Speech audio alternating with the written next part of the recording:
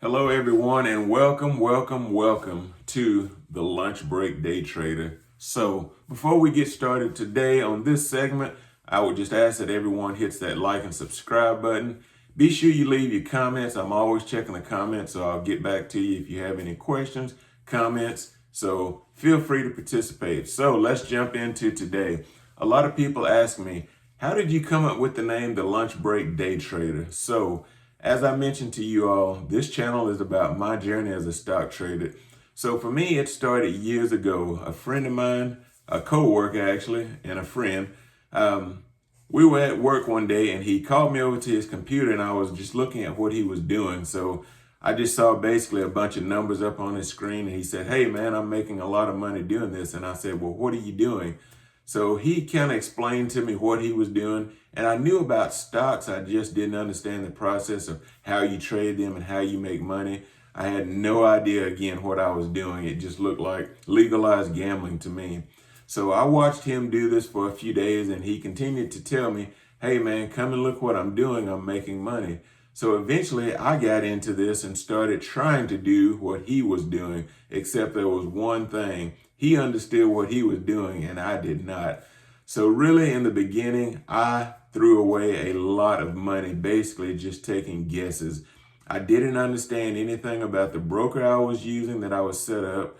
I didn't understand how really to place the trades or what a limit order was, a market order was. I just knew if I needed to buy it, jump in then. It didn't matter what the price was, or if I needed to sell it, sell it. And it didn't matter what the quantity was I was selling. I just knew I needed to get rid of it then, not understanding any of the implications that I was facing or any of the losses that I was potentially taking, because I can assure you one thing, I was not making money. So with that being said, there was a lot that went on, a lot of months, a lot of years where I continued to guess and I was just basically throwing away my money. I had no idea what I was doing. The one thing that I did understand is there was something that I was clearly doing wrong. So with that being said, it was several years down the line, things started to make a little bit of sense. And I can tell you, for you guys, whether you're a beginner, intermediate, or a pro, you will probably all have the same experience as what your start was. So again, stock trading is not something for the weak-hearted. It can give you the highest of highs, but it can also give you the lowest of lows. So one of the things that you want to be sure to do from the beginning is understand your broker and who you're using, because when it comes to brokers, there's several of them out there, several online, which is the majority of what everyone is doing now with their trading. But you need to understand a few of their rules. You need to understand what it takes, as far as their commission fees. That's the fee to buy. That's also the fee to sell stocks, as well as what the requirements are. A lot of the stocks that I trade are going to be penny stocks and OTC stocks for my day trade and swing plays. So of course, those are going to be the cheaper stocks in which you can buy a large quantity. But that's one of the things too. Make sure your broker can support and does support the quantities that you plan to buy, because it may not be one of these things where you only plan to purchase 500 to 1,000 shares of a penny stock. You may want to buy 2 million, 3 million, or even 5 million shares of a stock that's trading at like 0.001. So of course you can take, let's say, $1,000 or $1,500 and buy a lot of shares. So it doesn't take much of a movement up for that stock to make you money. But at the same time, keep in mind, penny stocks and OTC stocks are very volatile. It doesn't take much or any type of bad news to bring those down significantly. So when you're searching for a broker, and as I mentioned to you guys, I really do like Charles Schwab, simply for the fact that the fees are very low. You can buy and sell as much as you want.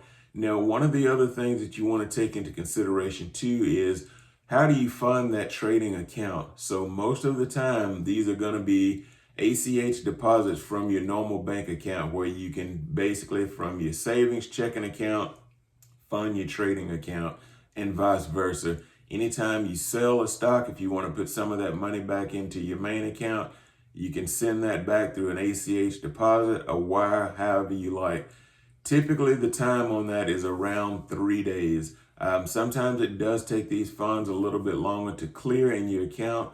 So in the case that you sell a stock, the rule used to be T plus 3. Now it's down to T plus 1. So what that means is trade plus 1 day to clear or trade plus 3 days to clear.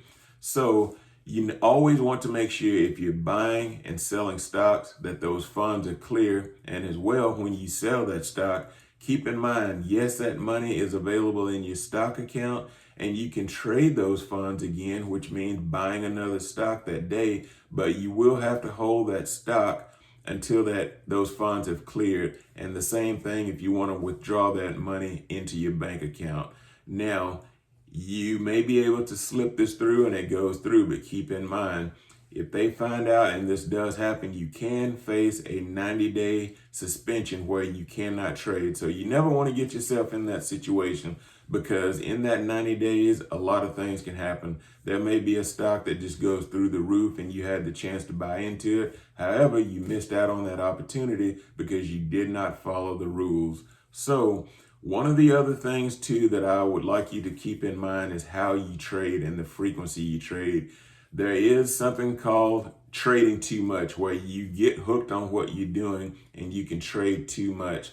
I try not to do that. I simply try and wait for opportunities to come to me. Do not chase stocks. If a stock is running up significantly, I do not chase those, because 9 times out of 10, once you finally enter that stock, now it's time for that stock to turn and start going back down, and you can find yourself caught in that. When it comes to placing those orders, typically what I do is place a limit order. So of course, if I want to buy 500, 1,000 shares of some stock, I am going to set that price at where I want to buy that. And once it triggers, that's where I'm buying it.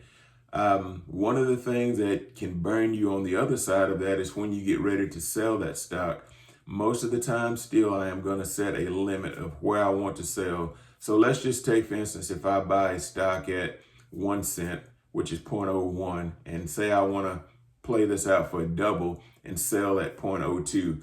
I am going to set my limit order to sell 1,000 or 1,500 shares, whatever the case may be, at 0.2 cents. Now, what some people will do if it starts getting to that point and they don't have a market or a limit order set, they may decide that stock hits 0.02 cents and they think they're good, but yet they've selected a market order. So what's going to happen now, your 1,000 or 1,500 shares are going to sell wherever the market dictates. So you may sell 500 of those at 2 cents, but as you're taking the stock price down, you may have several of those shares maybe that sold below that 2 cent mark. So you always want to set limit orders, and that's going to sell all of your shares, 100% of those, right at the point that you want to sell those. Me personally, I never really set stop losses. Typically what that does is try and prevent you from taking too much of a loss. So let's say in the case you're one of those day traders or swing traders that you can't always watch your stocks and what it's doing. So you may be out of town on vacation, and let's say a stock is rising and all of a sudden bad news comes out on it and it takes a sharp fall. So let's say maybe you had planned on selling that stock at that 0.2 cent mark and you set a stop loss at, let's just say, 0.018. So if that stock for some unknown reason received bad news and you weren't able to watch it, as that stock starts to come down, instead of you taking a significant loss where that stock may plummet down to either 0 or 0.01, you had a stop loss set at 0.018. So basically you limited your losses. You said, what I'm going to do is if the stock reaches 2, I'm good. But in the case it starts going down and I don't want to lose all of my profits, I'm going to set a stop loss at 0.018. So once that stock starts to decline and go down to that mark, that's where you would sell. Now, sometimes stocks will trigger several stop losses at once and it continue to take the stock down. But this is another reason that I do not set stop losses.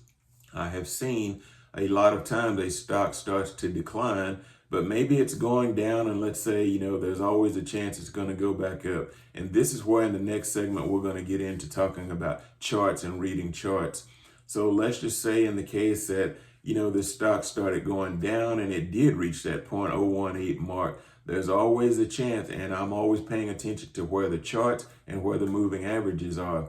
That stock may actually hit that mark and bounce and go back up even higher. So if you had a stop loss set, you just sold your shares at, let's say, that 0.018 mark, where in reality, what could have happened if you were watching it, it could have hit that mark and also rose right back up and even came back up above that 0.02 mark, which in turn would have netted you more profits. So again, I'm not one personally to set stop losses. I'm always looking at my plays and where they are. So I really never have to do that. I'm always paying attention to my phone, especially because this is another, good reason with the Charles Schwab trading platform. They still enlist the Thinkorswim platform that TD Ameritrade had. And again, this is an app you can always watch on your phone. So in my opinion, there's never a reason that you shouldn't be aware of what your stocks are doing. So that's all we have for today. Next time, we're going to get into a little bit more about things around basic trading and things you need to know just as a beginner trader or either an intermediate trader, which we've talked about today. Just, the platforms you would use, frequency of trading, setting limit orders instead of market orders. And next time we're going to get into a little bit about chart talks, because that plays into also a lot of how you trade. You definitely need to know how to read charts in order to play the stock market. So again, this is the Lunch Break Day Trader coming to you with another segment. I can't wait to talk to you guys again next time and further our knowledge. And I'm going to be checking those comments to see if you have any questions that I can answer. So before we head out of here, again, hit that like and subscribe button. Tune in and I will see you next time. This is the Lunch Break Day Trader.